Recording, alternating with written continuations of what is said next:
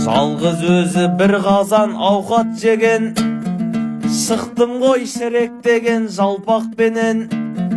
Сен не деген қолы бос қобожықсың, компот ішіп жататын комфортпенен.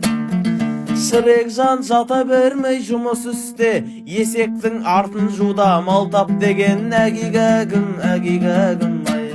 Шіректің арғатасы халық еді, содан ғой менің тұлғам алып еді.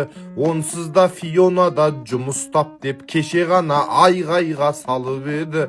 Құдай-ай, енді маған жұмыс де деп ешақтың айтпағаны қалып еді. Оу, хайла лиллилла лиллилла ай.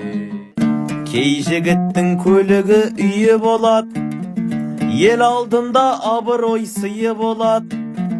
Бірақ неге Фионадай ханшайымдар сен сияқты малдарға тиіп алады. Әгигәгім, әгигәгім ай.